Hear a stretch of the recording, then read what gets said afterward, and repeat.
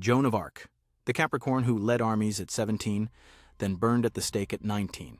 This is astrology meets history, and her sun sign predicted everything. May 30th, 1431. Rouen, France. Joan of Arc, born under the zodiac sign of Capricorn on January 6, 1412, is tied to a tall, plastered pillar in the middle of a crowded marketplace. She's asked to hold a crucifix because her hands are already bound. Hundreds of people are watching. Some of them are weeping. She keeps saying one word over and over: Jesus, Jesus, Jesus. 2 years earlier, this same Capricorn girl was standing next to a freshly crowned king wearing white armor, holding a banner she designed herself, with an entire nation calling her their savior. She couldn't read. She couldn't write. She'd never held a sword before the age of 17. And yet somehow, she convinced a king to hand her an army, broke a siege that had lasted 6 months, won battle after battle against trained military commanders, and changed the entire trajectory of a war that had been raging for nearly a century. And then they burned her for it. Here's what gets me.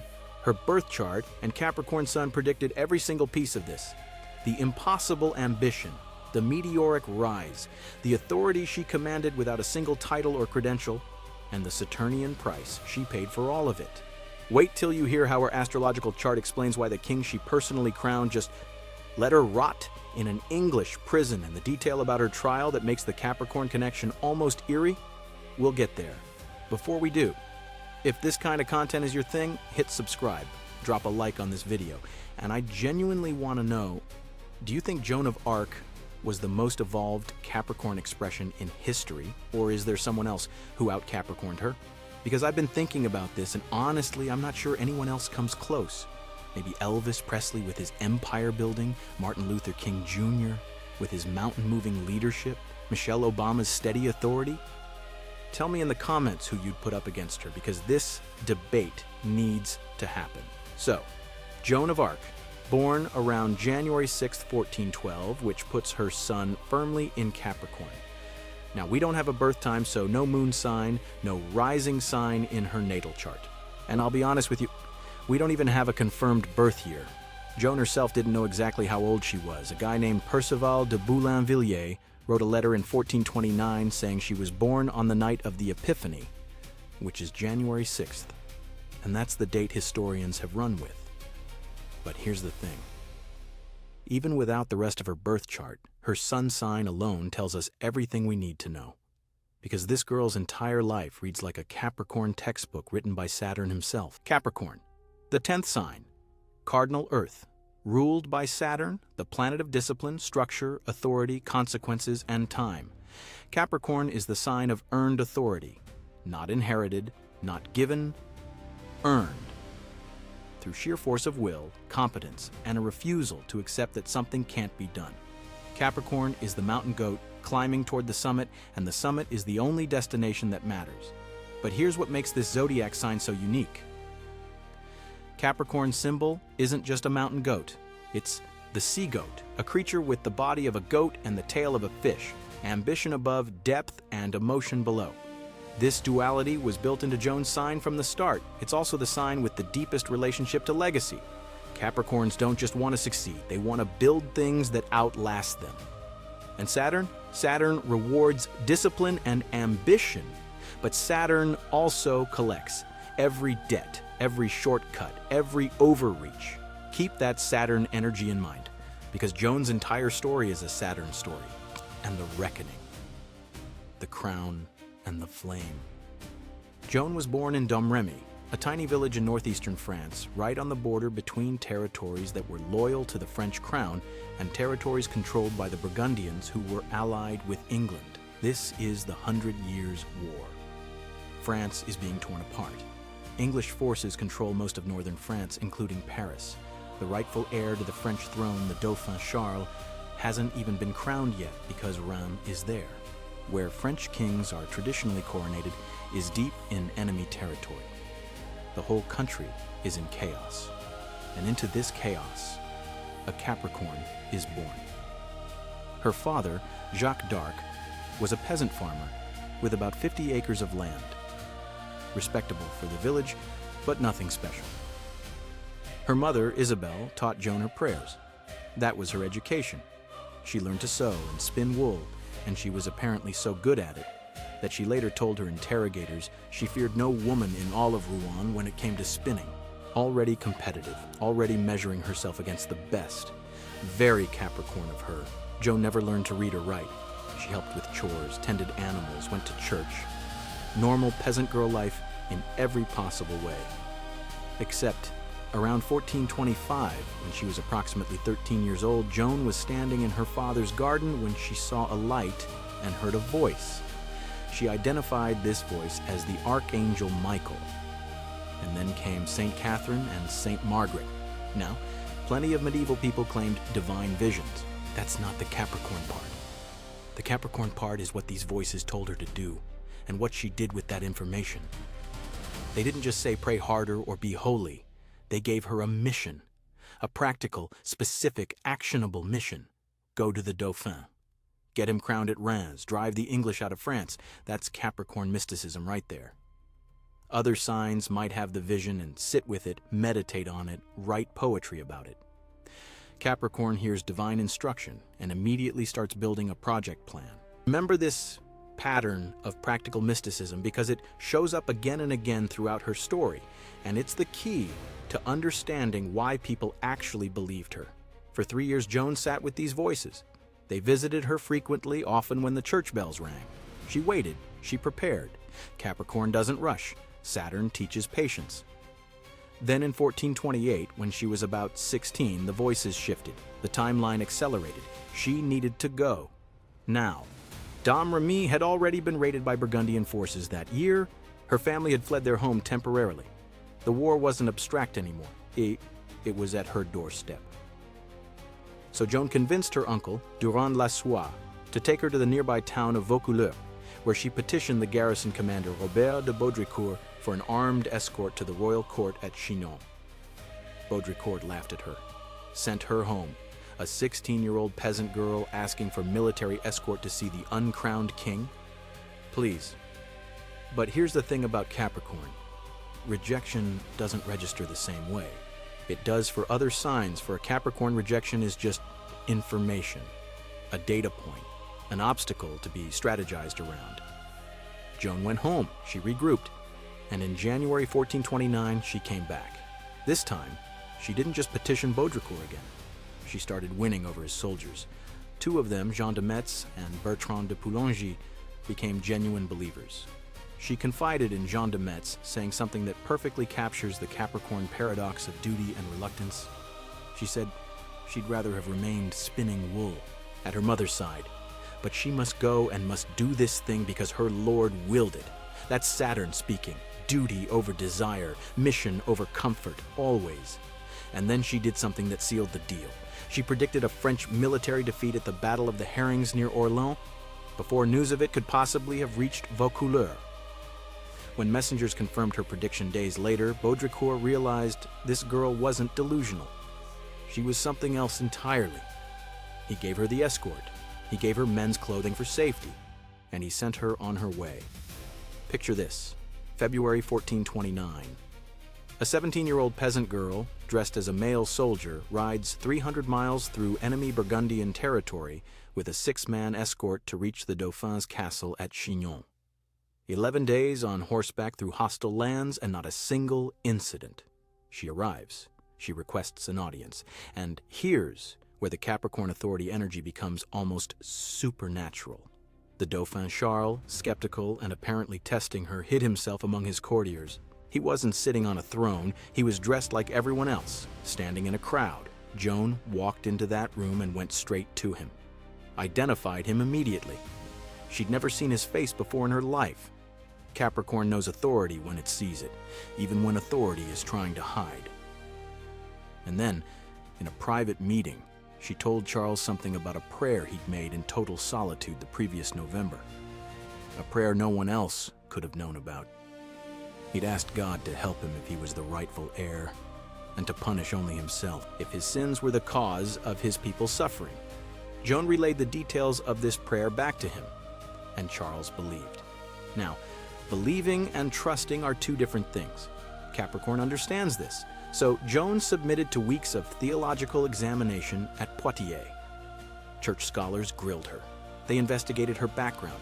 They confirmed her virginity, which was seen as evidence of divine purity. The commission declared her to be, and I'm paraphrasing here, of irreproachable life, a good Christian possessed of humility, honesty, and simplicity. She passed every test, because that's what Capricorn does. They don't demand trust, they earn it. Remember this moment, because the king Joan fought so hard to convince is the same king who later abandoned her completely. That betrayal? Pure Saturn payback. We'll get there. By April 1429, Joan had been given white armor, a sword, a banner she designed herself, and a vague but meaningful role within a 4,000-man relief army headed for Orleans. She wasn't technically the commander. Several nobles held that title. But from the moment she arrived, she was the center of gravity. The morale shift was instantaneous. French soldiers who had been demoralized for years suddenly believed they could win. Joan enforced strict discipline. No swearing, no loose women in the camps, mandatory mass and confession, Saturn energy at its finest, structure, order, rules, results. On April 29, 1429, Joan entered Orleans. The city had been under English siege since October of the previous year, 6 months of blockade. The French garrison inside, led by Jean d'Orléans, the bastard of Orleans, was considering surrender. Joan walked in, and that conversation ended. She demanded immediate attack. The French commanders held her back initially, excluding her from war councils, keeping her in the dark about battle plans. They wanted to use her as a mascot, not a strategist. But Capricorn doesn't do mascot energy. On May 4th, Joan essentially forced a confrontation by joining an attack on the English fort of Saint-Lô. A maneuver that was supposed to be a feint became a full assault because she showed up and the troops followed her. Not their generals. They took the fort. On May 5th, Joan honored the Feast of the Ascension and called a temporary truce. She also wrote a letter to the English, and this letter is so perfectly Capricorn it hurts. She essentially said, "In the name of God, leave France. I'm giving you one chance." The English response, they called her a name I won't repeat, but it rhymes with bore. She reportedly wept at their cruelty. Then she went back to planning their defeat. On May 6th, the French attacked English positions on the south bank of the Loire. On May 7th, they assaulted the fortress of Les Tourelles, the most critical English stronghold. During the fight, Joan was struck by an arrow. She pulled it out herself, dressed the wound with oil, rested briefly, then noticed French troops retreating from the walls. She grabbed her banner, stormed back toward the fortress, and planted it in the ground. The French rallied. They came surging back. The English commander, a man named Glasdale, tried to flee across a burning drawbridge. It collapsed under him. He drowned in the Loire, weighed down by his own armor. Joan, the same girl who'd been hit by an arrow hours earlier, wept for his soul. On May 8th, the English formed up outside the city, challenging the French to open battle. Joan ordered her troops to stand ready but not to attack. After a tense standoff, the English turned around and marched away. The siege of Orleans was broken in 9 days. And remember that detail about Joan weeping for the enemy commander who had just insulted her? That contradiction. Fierce warrior energy combined with genuine compassion for the people trying to end her. That's the sea goat, in full effect. Capricorn's symbol isn't just a mountain goat. It's a creature with the body of a goat and the tail of a fish, ambition above depth and emotion below. The duality was built into her sign from the start. What followed was a military campaign that compressed an entire career's worth of achievement into 5 weeks. Joan pushed aggressively for the French to capitalize on their momentum. The battles of Jargeau, Meung-sur-Loire, Beaugency, and then the decisive victory at Patay on June 18th, where the French destroyed an English relief army. On the march, English commanders who had seemed invincible were captured. The myth of English military superiority was shattered. And through all of this, Joan never personally took a life in battle. She carried her banner, not a sword. She directed troops, she rallied morale, she outlined strategy. 40 times, she said, she preferred her banner to her sword. That's an important detail because it reveals the Capricorn leadership style perfectly. She led through authority and vision, not through violence. She was the structure, the symbol, the unwavering center. Everyone else swung the swords. She held the banner. And on July 17, 1429, in the cathedral at Reims, Charles VII was crowned King of France. Joan stood at his side. She'd done it. The illiterate peasant girl had dragged an uncrowned prince 300 miles through enemy territory to his coronation. She was 17 years old. Peak Capricorn achievement. The summit of the mountain reached in record time. But here's what Saturn teaches. The summit is never the end, because what goes up under Saturn's watch must eventually answer for the cost of the climb. And this is where we need to talk about the patterns, because Joan's story from this point forward is a masterclass in what happens when Capricorn ambition meets the limits of the system it operates within. Pattern 1. The authority that isn't recognized. After the coronation, Joan wanted to push forward, take Paris, end the war.